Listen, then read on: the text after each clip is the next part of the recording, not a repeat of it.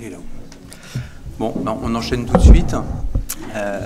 Donc là, on va complètement changer de sujet. On va faire une présentation à trois, donc avec Sylvie Mazot, qui est psychologue dans le service de neurochirurgie, notamment, et Nathalie Prétet, qui est infirmière d'accompagnement dans le service de neurochirurgie.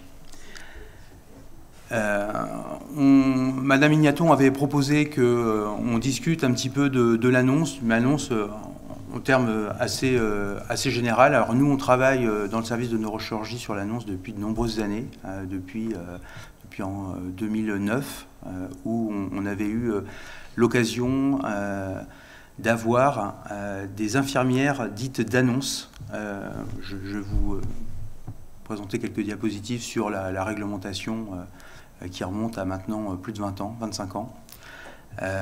Sur donc justement cette prise en charge qui est un peu spécifique. Alors c'est dans le cadre du cancer. Alors après on peut le transposer dans le reste, dans les autres pathologies, puisque c'est décrié pour toutes les pathologies chroniques notamment.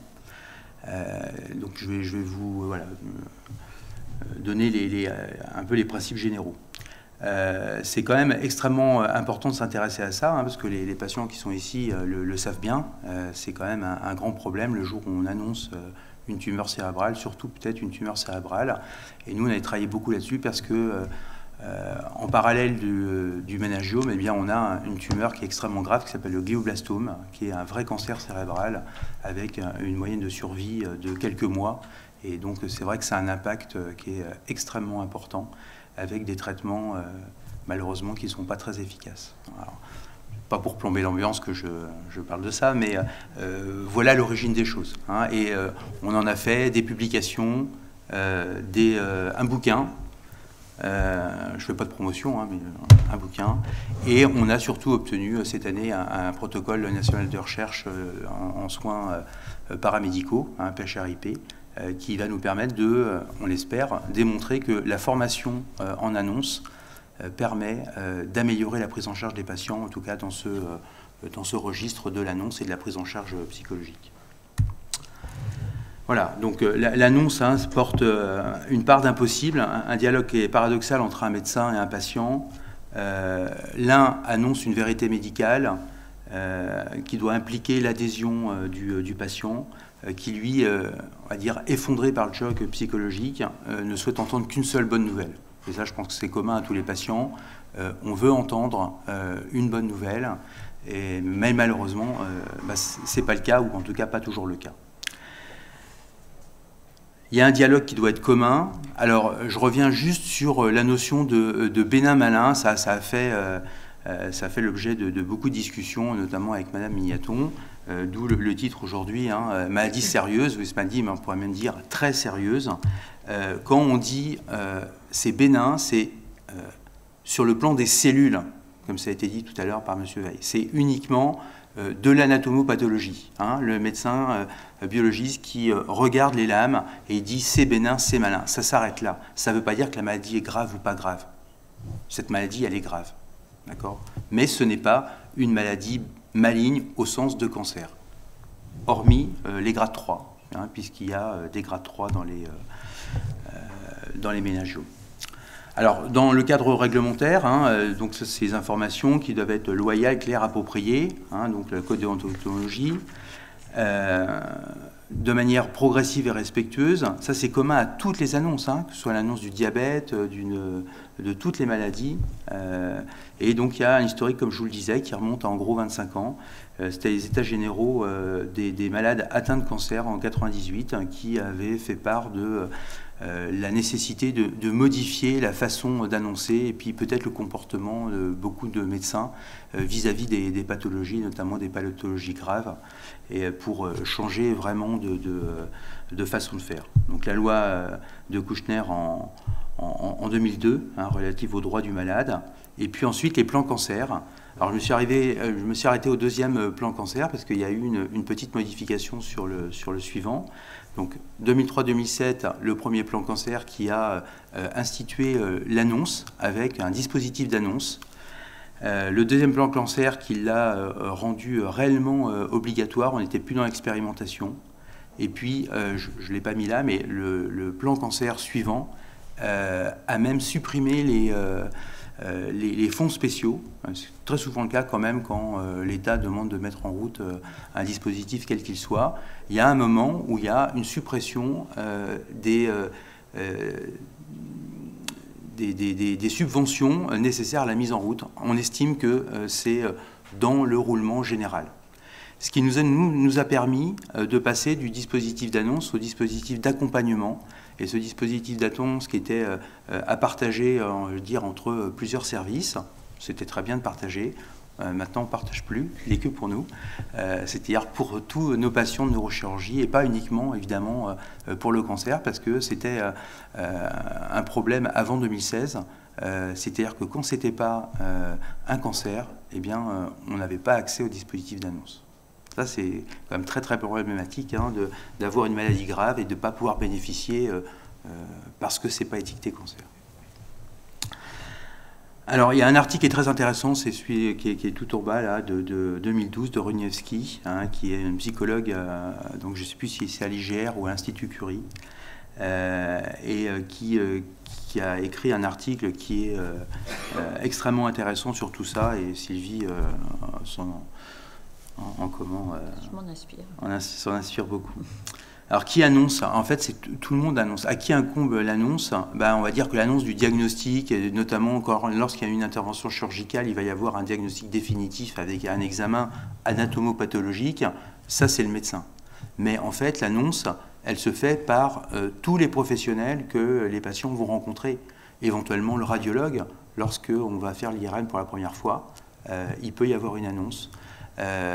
Il peut y avoir une annonce aussi par les infirmières du service. Alors ça ne va pas être l'annonce de la maladie elle-même, mais c'est une annonce qui va être progressive. Et puis pour ceux d'entre vous, je parle aux patients là, qui ont fait des crises d'épilepsie, il y en a un certain nombre, quand vous êtes arrivé aux urgences, on vous a aussi annoncé des choses. Donc tous les professionnels qui sont concernés font une annonce.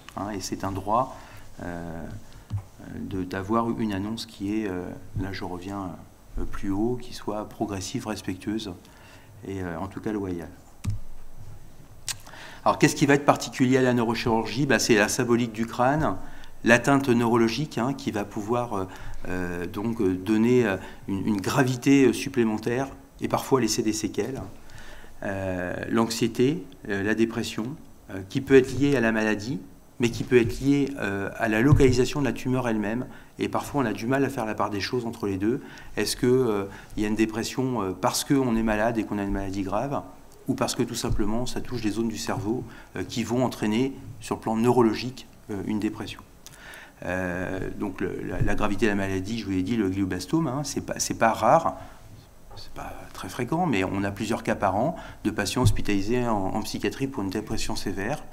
Lorsqu'on leur fait le scanner, ils ont une tumeur qui est volumineuse et la dépression était bien liée à la tumeur et pas à autre chose qui pouvait être un facteur confondant. Donc le glioblastome, c'est une maladie incurable, on passe là-dessus. Quid des tumeurs bénignes? J'en ai parlé. Qu'est-ce que bénin? C'est bénin sur un examen anatomopathologique. Et puis la particularité, alors on va dire de la neurologie au sens large, c'est qu'il y a une place primordiale de la famille parce que quand on a affaire à des patients qui parfois n'ont plus toutes leurs facultés pour prendre des décisions, eh bien on est bien obligé d'être un petit peu à côté de la loi pour ne pas informer que le patient. Vous savez que c'est le patient qui décide à qui on informe, qu'est-ce qu'on a le droit de dire. Bien, parfois c'est un peu plus compliqué que ça. Dans le domaine de la neurologie, dans le domaine de la gériatrie pour les patients qui avancent en âge. Alors, le méningiome, la première ligne, bénin, sauf le 3e grade, qui là est quand même quelque chose de très sévère, qui va nécessiter une prise en charge chirurgicale dans l'ensemble des cas. C'est révélé par des troubles neurologiques. Et obligatoirement, on fera des rayons après, même si on a tout retiré, on sait qu'il faut faire des rayons, sinon 3 mois après, il a repoussé.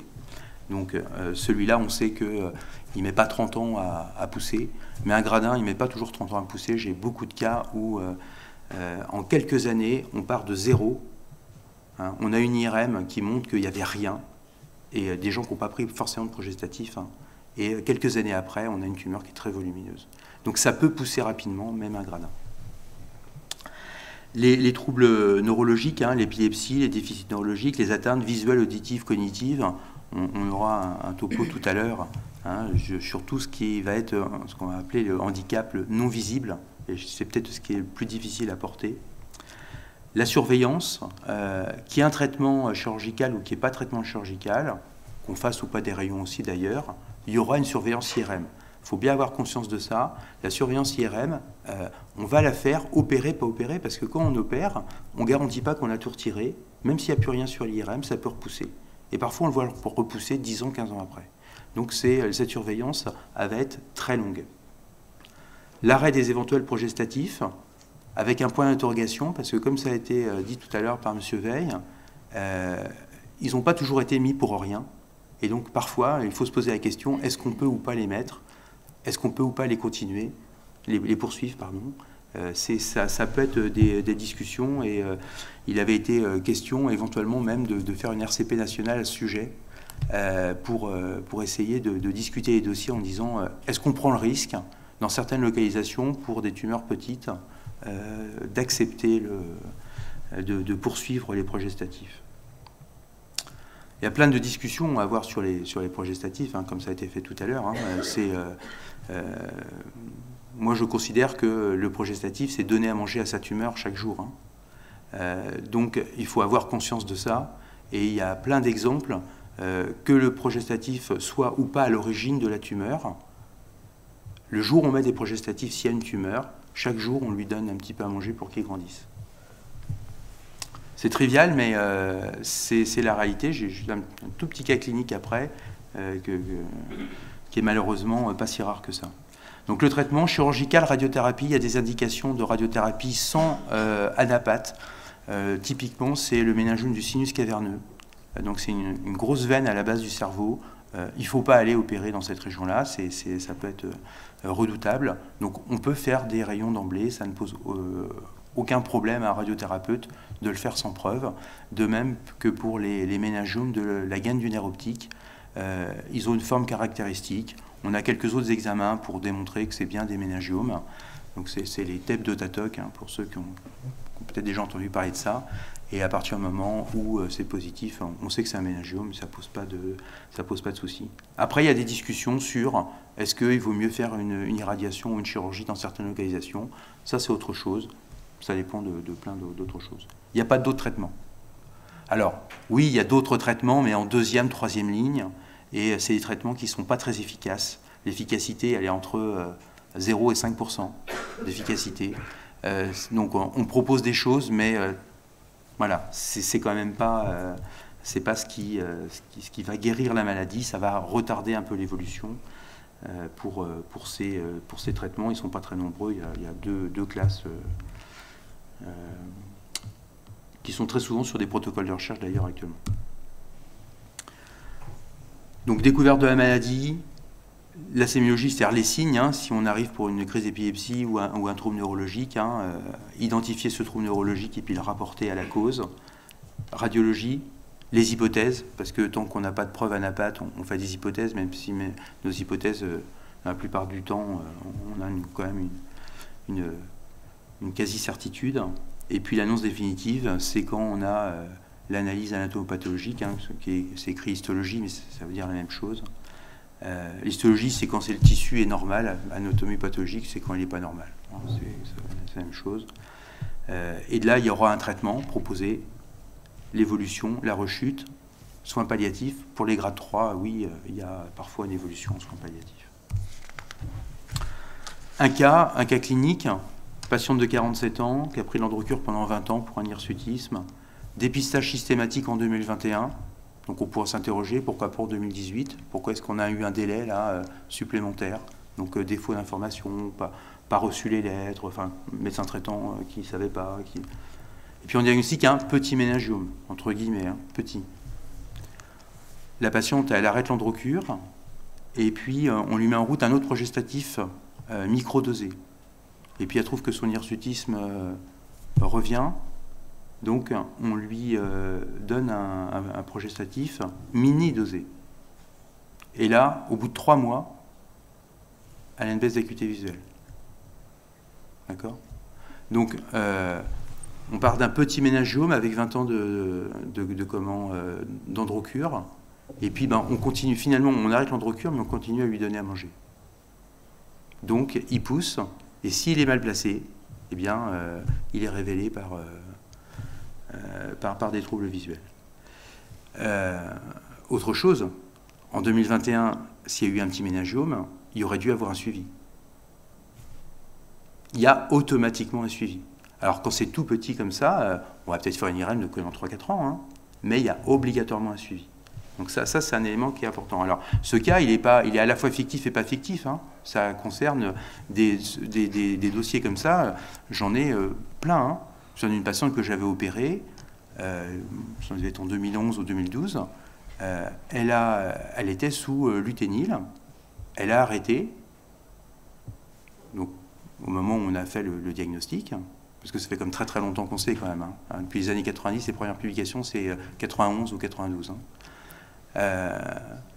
Avant, on dosait les récepteurs à la progestérone en se disant quand il y a des récepteurs, on arrête les progestatifs, et quand il n'y a pas de récepteurs, on peut continuer. En fait, c'est faux, parce que le dosage des récepteurs n'a aucun intérêt. Les progestatifs vont quand même se fixer dessus. Pendant 2 ans, elle n'a pas eu de progestatif, et puis son gynéco lui a remis, parce qu'elle avait besoin, je crois que c'était une endométriose, et à nouveau baisse d'acuité visuelle, en l'espace de quelques mois. Donc, en fait, c'est vraiment fondamental hein, de bien réfléchir à doit-on reprendre ou pas, et en tout cas, surveillance, si on reprend, il faut bien savoir ce qu'on doit faire. Donc là, il y a un sentiment d'injustice quand même, hein, on en a déjà parlé. Donc le traumatisme de l'annonce primaire, la crainte de la douleur, du handicap, de la mort, je pense que c'est commun à tout le monde. Et puis secondaire, l'histoire personnelle, familiale, tout ce qui va réactiver. Hein, le passé de chacun impacte beaucoup dans les maladies, dans toutes les maladies. Hein. Même dans la mise en route de traitement, hein, il y a des patients pour lesquels on propose une radiothérapie et qui vont refuser cette radiothérapie parce qu'il y a un passé dans la famille d'une radiothérapie qui s'est mal placée, ou inversement pour la chirurgie, en disant attention, jamais de chirurgie parce que voilà, mon père, mon grand-père, ma tante a eu une chirurgie, même si c'est tout à fait autre chose, même si ce n'est pas le même secteur, même si c'est une autre maladie, n'empêche qu'il y a quelque chose qui fait qu'il y a une crainte supplémentaire. Hein, donc tout ça, c'est à prendre en compte. Pour nous, soignants, c'est à prendre en compte pour essayer de faire adhérer au traitement, en tout cas à la proposition qui peut être du suivi ou un traitement. Parfois, il faut convaincre les patients qu'il ne faut pas se faire opérer. C'est pas facile. Parce que le patient qui arrive convaincu qu'il faut se faire opérer, quand on lui dit non, il ne faut pas se faire opérer, il se dit, tiens, j'ai affaire à quelqu'un qui est bizarre, et les chirurgiens, il ne veut pas opérer les gens. Je ne suis pas tout seul. Voilà, donc la prise en charge de l'annonce, les médecins du service, chez nous, hein, on va maintenant décrire ce qui se passe dans notre service, notre psychologue hein, du dispositif d'annonce, les infirmières du dispositif d'annonce, hein, qui étaient devenues infirmières d'accompagnement, pour justement une prise en charge globale, adaptée, et qui permet le soutien des patients. Je passe la main maintenant à Sylvie. Merci. Bonjour.